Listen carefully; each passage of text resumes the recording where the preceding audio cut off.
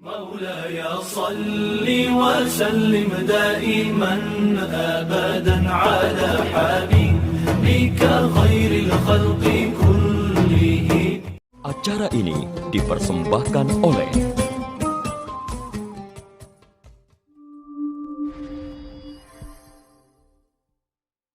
Assalamualaikum warahmatullahi wabarakatuh. Alhamdulillahilladzi anzalal qur'ana fi syahri Ramadan. Wassalatu wassalamu ala sayyidina Muhammadin sahibil bayan wa ala alihi wa ashabihi wa man tabi'ahu ila yaumil bayan, amma ba'du. Para pemirsa hadirin yang dirahmati Allah, bulan Ramadan memiliki nama panggilan lain, yaitu Syahrul Quran, artinya bulan Al-Quran. Alasannya karena bulan Ramadan yang berkah ini adalah karena ada peristiwa penting yang terjadi di bulan Ramadan, yaitu turunnya Al-Quran. Untuk memudahkan pembahasan, saya akan membagi pada beberapa pokok bahasan. Yang pertama, apa itu Al-Quran? Menurut bahasa, Al-Quran berasal dari bahasa Arab qara'a yaqra'u Qur'anan, artinya bacaan harian. Jadi Al-Quran adalah bacaan yang harus dibaca setiap hari, bukan bacaan mingguan, bukan bacaan bulanan, bukan bacaan tahunan, apalagi hanya sebatas hiasan dan pajangan. Secara istilah, Al-Quran adalah huwa al-lafdul arabiyyu al-munazzalu ala Muhammadin sallallahu alaihi wasallam biwasitati Jibril al-muta'abbadu bitilawati. Al-Quran adalah lafaz yang berbahasa Arab yang diturunkan kepada Nabi Muhammad sallallahu alaihi wasallam melalui perantara malaikat Jibril yang menjadi ibadah untuk orang yang membacanya. Yang kedua, bagaimana proses turunnya Al-Quran? Adapun proses turunnya Al-Quran, Syekh Manna Khalil Al-Qatta dalam kitab Mabahis fi Ulumil Quran, beliau mengatakan ada dua tahapan.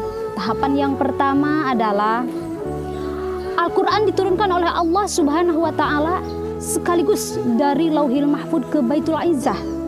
Baitul Izzah adalah langit keempat pada malam Lailatul Qadar, sebagaimana firman Allah Subhanahu wa Ta'ala, a'udzubillahi minasyaitonir rajim, bismillahirrahmanirrahim, inna anzalnahu fi lailatul qadr. Sesungguhnya kami menurunkan Al-Quran pada malam Lailatul Qadar.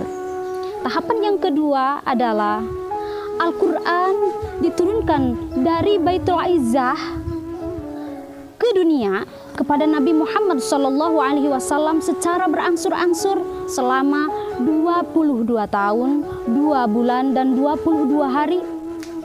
Dimulai dari surah Al-Alaq ayat 1-5 di Gua Hiro pada malam 17 Ramadan.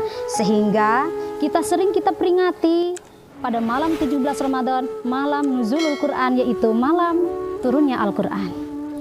Yang ketiga, apa fungsi Al-Quran? Allah Subhanahu wa Ta'ala telah berfirman dalam Al-Quran surah Yunus ayat 57, a'udzubillahi minasyaitonir rajim, bismillahirrahmanirrahim, ya ayyuhan nas qad ja'atkum mau'izatum min rabbikum wa syifaa'un lima fis sudur wa hudaw wa rahmatul lil mu'minin. Shadaqallahul adzim. Menurut ayat di atas ada 4 fungsi turunnya Al-Quran. Yang pertama adalah mau'izah. Mau'izah adalah nasihat atau pelajaran dari Allah Subhanahu wa Ta'ala. Dalam arti turunnya Al-Quran kepada kita adalah sebagai penasihat supaya kita terbebas dari gulita kebodohan dan kenistaan menuju pelita yang bertabur cahaya ilmu dan iman. Yang kedua adalah syifa. Syifa adalah obat, penawar dari segala penyakit, baik penyakit zahir ataupun batin. Yang ketiga adalah hudan. Hudan artinya adalah petunjuk untuk pedoman hidup. Apabila kita berpegang teguh kepada Al-Quran, insya Allah seluruh kehidupan kita tidak akan mengalami kesesatan. Yang keempat adalah rahmat, sebagai bukti kasih sayang Allah terhadap orang-orang mukmin. Poin yang keempat, bagaimana sikap kita terhadap Al-Quran? Oh, tentu sikap kita terhadap Al-Quran banyak sekali. Di antaranya yang pertama adalah kita harus sering membaca Al-Quran. Sebagaimana sabda Rasulullah sallallahu alaihi wasallam, "Iqra'ul Qur'an fa innahu ya'ti yaumal qiyamah syafi'an li ashabihi." Bacalah Al-Quran, karena Al-Quran akan datang pada yaumul qiyamah membawa syafaat untuk orang yang membacanya. Para pemirsa yang budiman, ada tips dari Syekh Ahmad Ad-Dairobi dari dalam kitab Mujarrobat. Kita bisa mengkhatamkan Al-Quran dalam 1 minggu. Dimulai dari hari Jumat, kita mulai membaca dari surah Al-Fatihah sampai surah Al-Ma'idah. Lanjut lagi hari Sabtu, dari mulai surah Al-An'am sampai surah At-Taubah. Terus hari Ahad, lanjut lagi dari mulai surah Yunus sampai surah Maryam. Hari Senin, lanjut lagi dari surah Toha sampai surah Al-Qasas. Hari Selasa dilanjut lagi dari surah Al-Ankabut sampai surah Shad. Hari Rabunya dari surah Az-Zumar sampai surah Ar-Rahman. Dan terakhir hari Kamis yaitu dari surah Al-Waqi'ah sampai surah An-Nas. Nah hadirin rahimakumullah, selamat mencoba 1 minggu 1 khatam, insya Allah bisa. Lanjut lagi, bagaimana sikap kita terhadap Al-Quran? Yang kedua adalah selalu memahami isi kandungan Al-Quran. Dan yang ketiga tentunya selalu mengamalkan Al-Quran dalam kehidupan kita sehari-hari.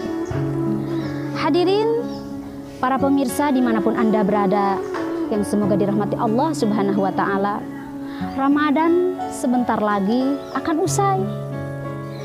Oleh karena itu, mari kita memanfaatkan waktu sebaik-baik mungkin. Orang Barat mengatakan, time is money, waktu adalah uang.